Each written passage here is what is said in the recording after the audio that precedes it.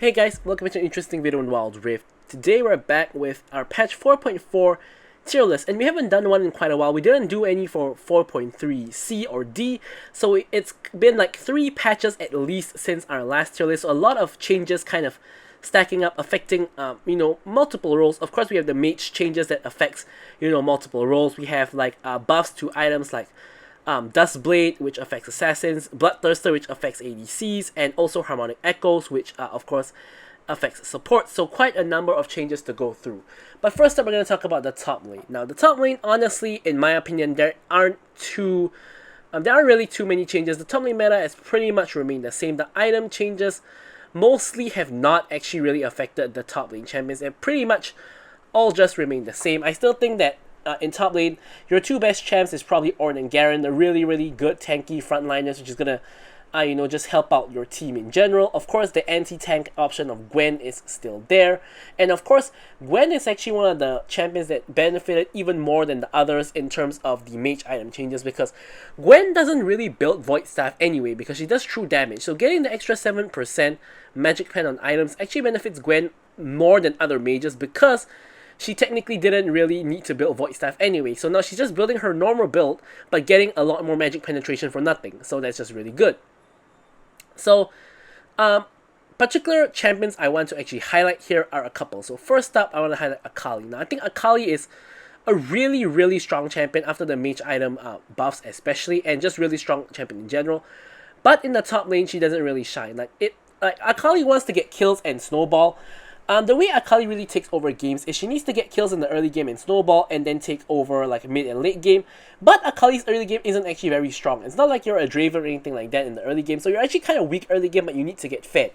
And that's very unlikely to happen at the top lane against, the Ornns, the Garens, and all the top tier top laners. It's really difficult to kill them and snowball. Whereas in mid lane, it's easier because you can roam, and mid laners are squishier. So Akali only sits in the S tier, not quite S+.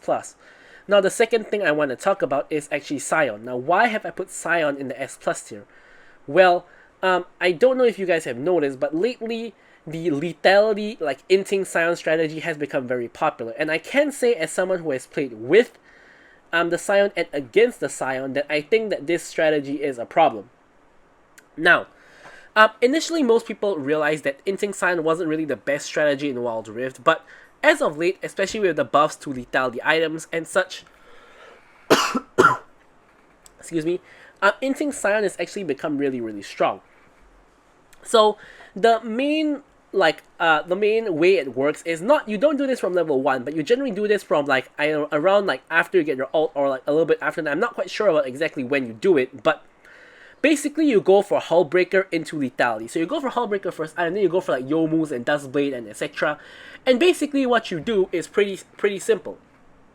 So you pretty much just out down the lane, crash into the tower and take the tower using Demolish and etc. So basically, what this is gonna do is you're gonna get a lot of tower damage, but you're gonna die multiple times. So after you die multiple times, you become worth really little gold, and then just pretty much just getting towers is going to pretty much make your deaths very valuable. And this is especially so in the later stages of the game, where there's objective spawning, so you can go to the opposite side of Baron or Dragon, and you're basically going to force the enemy team to come to you, because if they don't, you're going to get multiple towers, and even the inhibs, and what not even base damage sometimes if they don't respond to you, if they contest the objective. So really only a couple possibilities. Number one is they respond to you, you die, but you get tower damage anyway, and your team gets the objective. Number two, they contest your team at the objective, and then you are free to push and get, a lot of gold and a lot of towers. Or they split up, and some contest the objective, and some come to defend you. If this happens, it's depending on how many people they send to each place, either your team is going to have advantage in the fight, and if they send more people to you, or if they send like one person to stop you, you could just ignore them and continue pushing, and you probably just die eventually because they're free hitting you. But either way, you're gonna still get a lot of value. So either way, the inting Sion strategy is kind of creating a conundrum in Wild Rift now, and I think something has to be done about it, unless you think that this playstyle is alright. I personally have a friend on my friends list who played inting Sion lethality from like Diamond all the way to the rank higher than Challenger. I forgot what that was called, like the the new highest rank in Warrior, the one that you get to Challenger and 100 marks, that rank. And basically, the strategy is just too broken. Thankfully, though, not many people have actually realized it yet. So, yeah. But anyways, I think that it could be possibly the best top laner, above Ornn, but it's just because the strategy isn't very popular, and you actually need a very good player to pull off the strategy for it to actually be good. So yeah, now let's gonna move on to talk about the jungle. Okay, so in the jungle we do have a couple of changes, but not a lot. So first up, we have Kayn, Kha'Zix, and Lee Sin still at the top. I think that they still are really, really strong, especially with the lethality item buffs. They all three are just really, really good as long as you're good at them. There's not too much to say here. Now, Evelynn has already been really good, and now she's even better with the new mage items. Of course, she's getting even more magic pen earlier on, so it's just going to be even better. You even have Magi's if you're snowballing. And Fiddlesticks, of course, is our brand new jungler now. I've just played only a very few matches with and against him. I played one match as him, and personally, just based on that one match as him and the few matches with and against him, I think Fiddlesticks is really strong. His main weakness is his before level 5 you're kind of useless. So if the enemy team invades you, you will be in a little bit of trouble. But if that doesn't happen and you can get to level 5, pretty much you can just take over the game by just ganking and getting free kills, etc. And pretty much it just snowball from there. Just a really strong champ. So next up, I'm going to talk about Twitch. So Twitch, I actually think is way better in the jungle than in the dragon lane, but most people have finally caught on as to how to play against Twitch. Nowadays, when Twitch is picked in the jungle, most people know to start the game with control ward and to control ward the rivers. So it's really difficult for Twitch to get off good ganks now, and if you don't get a hit, you're really, really useless. So while Twitch is still really strong and can still work, his power is starting to wane, and I think that sooner or later, Twitch will be a really non-viable jungler because most people, or not most people, everybody will know how to play against him. Now, it's not at this point, it's already like most people. But eventually, I think it'll come to a point where everybody, will know how to play against him. So, Hecarim is another new addition since our last tier list. I think that he did get nerfed once, but I still think he's pretty strong. I think that the lethality or the damage Hecarim is kind of in at the moment. I think that the better build is the tankier build, like the Black Cleaver, Divine Sunder kind of build.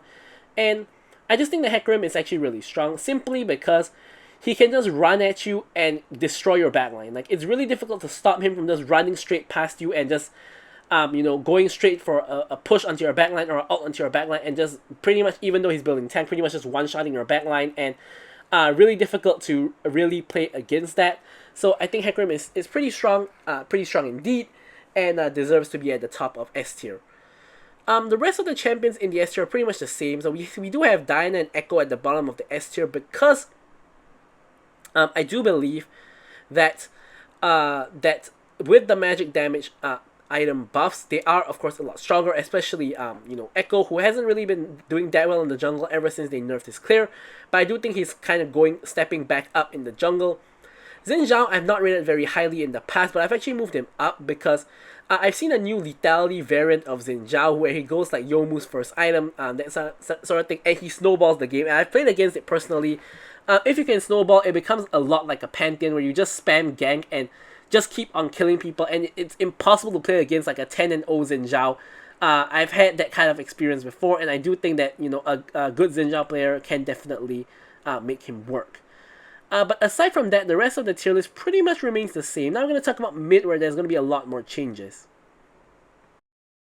Okay, so in the mid lane, as we expected, of course, the main item changes are going to be, of course, the addition of Crown, the addition of Magic Pen to all items, and the addition of Magi's. Now, personally, I think the addition of Magi's is kind of it's a coin flip item, so if you're fed, it's really good. If you're not fed, it really sucks because it's kind of useless. So, I'm not going to talk too much about Magi's, but the biggest change is the addition of course, Magic Pen on all the items, and this is obviously going to make mages much stronger, and of course also Crown is going to make mages much stronger. So personally, I think the mage that benefited from this the most is Akali, because Akali built Void Staff late anyway. She of course still goes for a regular build of items like Riftmaker, like Infinity Orb, like Death Cap and Lich Bane, etc. And now she even has Crown to protect her when she goes in. So I think Akali definitely benefited a lot from this patch. And another champion I think benefited a lot is Zoe. So Zoe goes for Luden's first item, and getting the additional pen on Luden's makes her do much more damage early and snowballs her out of control. Put it against her a couple of times, and it's really, really problematic.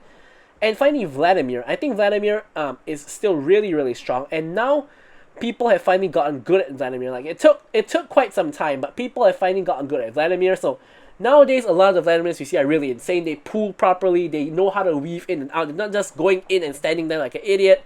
They're, of course, using their phase rush. They're using their cosmic drive. They're going in, going out, going in, going out of fights, and they're doing a lot of damage while they're at it. And Vladimir is really strong still if you can play him properly. Now, the only AD champion in the S plus tier I think is Zed, because Zed, of course, benefits a lot from the lethality items, and basically, if you play him well, he can one-shot someone with his ult and at the same time deal massive damage to other people. So he's basically, I think, like the best assassin, because he can get rid of one person and damage other people as well. Of course, you can argue that another assassin like Kha'Zix, for example, can get rid of one person by one person if they're isolated, so that could be even better, but I personally think that Zed is pretty much the best assassin in the mid lane at the moment. So then, of course, we have a lot of other mages like in the S tier, like the Dianas, the Katarinas, the Luxes, and of course the Aries of the world. Lux, of course, in the mid lane, the wave clear is pretty bad because of her change, but still easily one-shotted people before the item changes, and now with the item changes, of course, even easier. Of course, Katarina and Diana can make use of Crown as melee champions who want to jump in, and of course, the Magic Pen addition is also going to be very useful. And also we have, of course, Yasuo and Yone, who are still really strong even though they're AD champions, of course with the Berserker Greaves, and of course also with Bloodthirster and whatnot. So I have moved Jace down actually from the S plus tier, because obviously, firstly, he has been made a lot weaker by the fact that everyone else got stronger, and secondly, honestly, I don't see Jace mid that much to really rate him that highly. So I moved him down a couple of pegs, might move him back up later on. I've also moved Echo up from, I think A tier to like A plus tier, because as we know, Echo, once again, a lot stronger now with the new items. And also, I've played a little bit of Echo myself, and I think that he is pretty strong if you can play him properly, which I cannot really, but yeah, so if you can, he is going to be really strong. Rest of the tier list pretty much remains the same, but now we're going to get into the interesting bits, which is going to be talking about ADCs. Okay, so ADCs, basically I moved the tier list a little bit around. So last time we used to only got to A tier, now we're going to B tier, because I had felt that there was a little bit more separation needed. Okay, so now, ADCs, two big things to settle. Firstly is Bloodthirster as a first item. Now, most ADCs will now go for Bloodthirster as a first item, so if you cannot build Bloodthirster as a first item, you're going to be inherently weaker. Champions like Ezreal, champions like Vayne, champions like Lucian, champions like Varus, for example. Varus might be able to build Bloodthirster first item, by the way, but for now I just don't think he's that good. So, secondly is Duskblade. So now there's this new trend going on with ADCs where you build Duskblade as a first item, like Duskblade Kai'Sa, Duskblade Lucian, Duskblade Jhin, etc. Especially on those kind of high damage early game champions. So of course, those three champions that I just mentioned, I don't really think you go for Duskblade on champions that are weak early. Like, I can't see a Duskblade Zeri or a Duskblade Jinx being a thing. That wouldn't really make sense. Duskblade Caitlyn might be a thing, though, or maybe even Duskblade Samira. But anyways, let's not talk too much about that. So I'm just wanting to point out that that's a build that's kind of going around. I'm not too sure if that's going to be the best build, but it is a build that's going around. I will be testing it out. Definitely going to be making some videos on it, but we'll see when that actually happens. So, anyways, regardless, now let's actually just jump straight into the rest of it. So, Kai'Sa and Tristana still think are the two best ADCs. Kai'Sa now can go like 3 builds: the Lethality Duskblade build, the like normal AD build with Bloodthirster first item, and the AP build, of course, with the new AP item. So definitely the best ADC at the moment. Can go for every single build you can think of, and pretty much just outclasses all the other ADCs. Now Tristana is closely behind because she's really strong in the early and the late game. Now doesn't have to build random stuff like Phantom Dancer and stuff anymore. She can just go straight into Bloodthirster, into like Navori, IE, and Ball Reminder. Really lovely, like high damage build for her, and does so much damage, and just this patch made her so much stronger. Of course, then we have really strong damage champions like Jhin, like Caitlyn.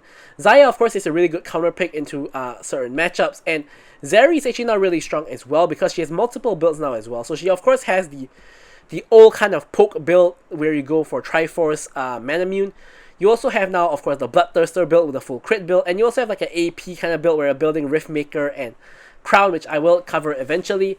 And Jinx has been made a lot stronger by Bloodthirster first item because she now actually does a decent amount of damage with the Bloodthirster, and of course, you still spike when you reach 3 items. Now, Ezreal, despite not being able to build Bloodthirster, is still a pretty strong ADC, so him and Corki are still kind of there. Corki, of course, is a good AP option, but nowadays with AP Kai'Sa, Corki is, of course, that much weaker because you could pick AP Kai'Sa as well.